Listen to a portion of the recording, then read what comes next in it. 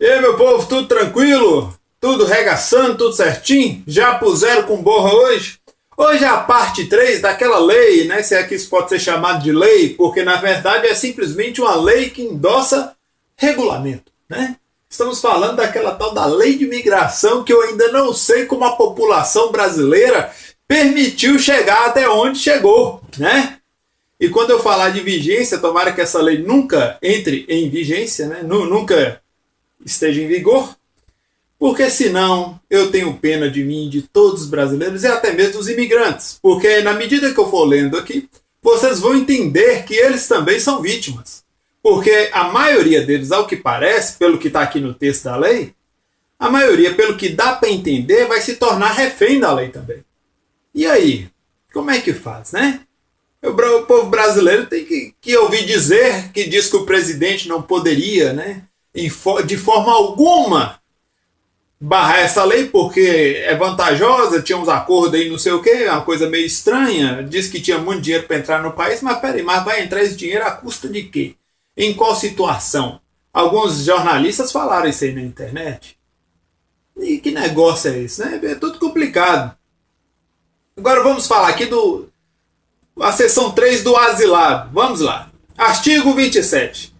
O asilado político que constitui ato discricionário do Estado poderá ser diplomático ou territorial e será outorgado como instrumento de proteção à pessoa.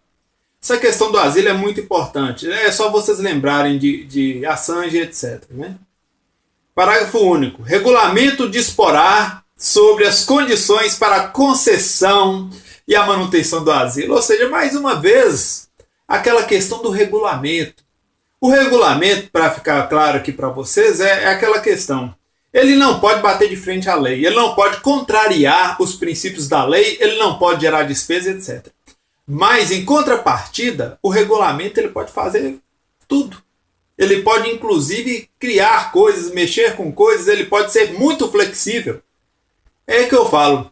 Em plena época em onde a corrupção corre solta e o Brasil é essa vergonha mundial, você, brasileiro, vai confiar numa lei que arreganha as porteiras do seu país. E é tudo no regulamento, meu amigo. Ou seja, isso aqui vai ficar o poder na mão de poucos e esses poucos vão decidir o que bem entenderem, né? Mas fazer o quê, né? É o Brasil, é o Brasil. Seção 4. Da autorização de residência. Ah, mas vai ter gente que vai dar pulo na hora que vê isso aqui. Mas vamos lá. Artigo 30. A residência poderá ser autorizada mediante registro ao imigrante, ao residente fronteiriço, ao visitante que se enquadre em uma das seguintes hipóteses. Aí tem várias hipóteses. Vamos para a que eu grifei, né? Tá aqui, ó. Do inciso 2, letra G. Que ele tenha sido vítima de tráfico de pessoas, de trabalho escravo ou de violação de direito agravada por sua condição migratória. Até aqui está tudo bem. Outras hipóteses definidas em... Você adivinha? Regulamento. Olha que bonito. Olha que coisa, né? Que coisa totalmente assim difícil de poder ver, de prever e até mesmo de encrespar, se alguém for questionar certas coisas, está no regulamento. Ah, mas tá lá, qualquer coisa pode estar no regulamento, né? Porque o regulamento é muito mais flexível. E a pessoa fala, não, mas é a lei. Não, a lei endossa o regulamento. Pronto, acabou. Olha só, brasileiro, olha só, meu povo. Né? Difícil. Espera aí que tem mais coisa.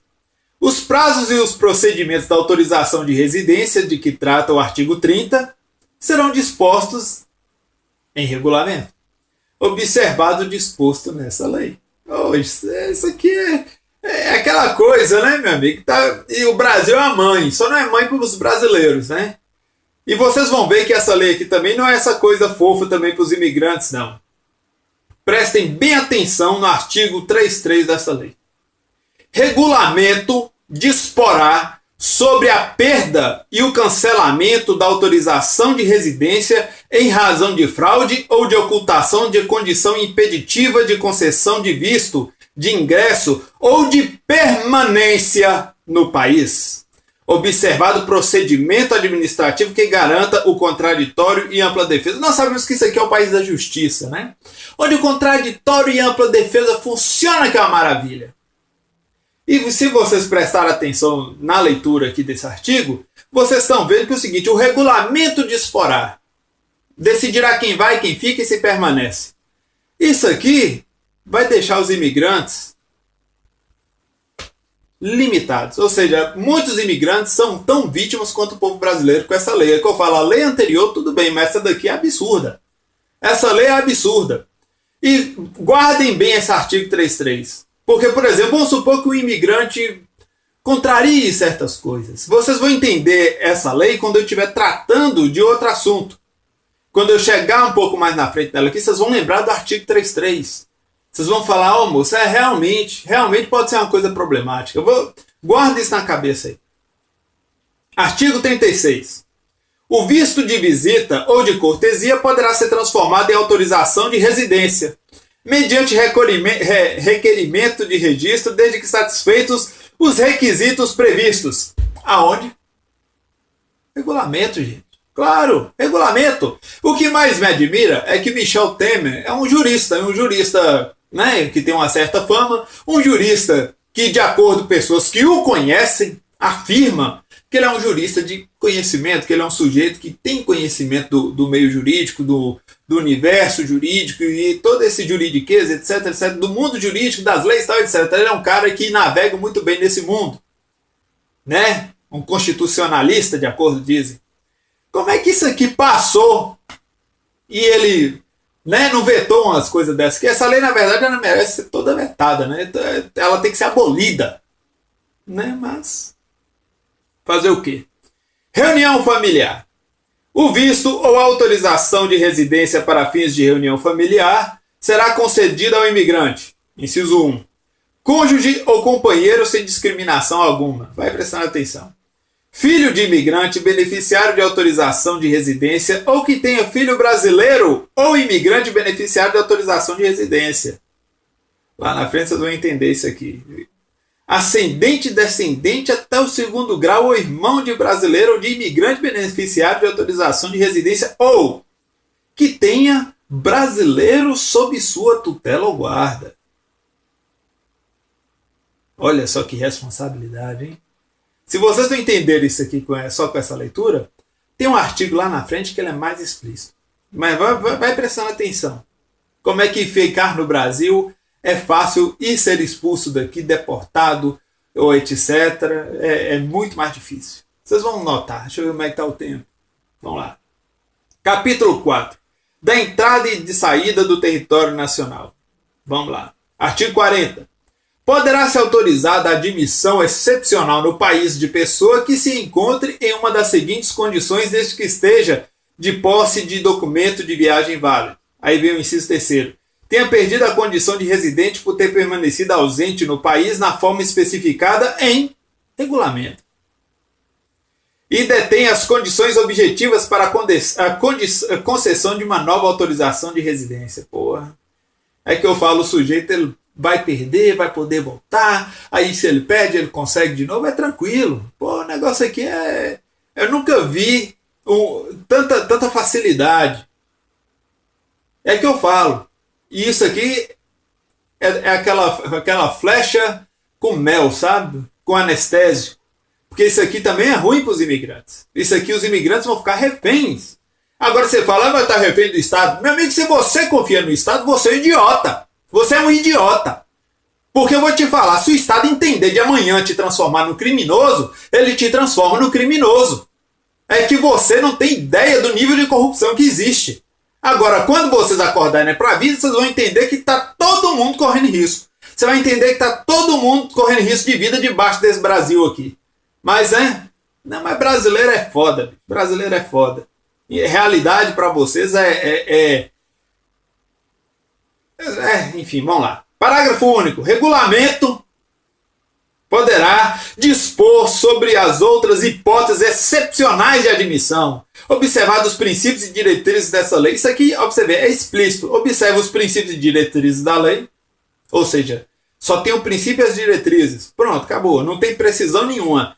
E qualquer coisa excepcional à admissão está no regulamento. Ou seja, pode ajeitar para pôr qualquer pessoa que precise ou que queira ou que seja necessário que ela venha para cá para, sei lá, fazer algum serviço, vai saber. Pronto. Então é uma facilidade, né? Entenderam? 41. A entrada condicional em território nacional de pessoa que não preencha os requisitos de admissão poderá ser autorizada mediante assinatura pelo transportador ou por seu agente de termo de compromisso de custear as despesas de permanência com as providências para a repatriação do viajante. Aí, beleza, viu? Deixa eu ver o tempo.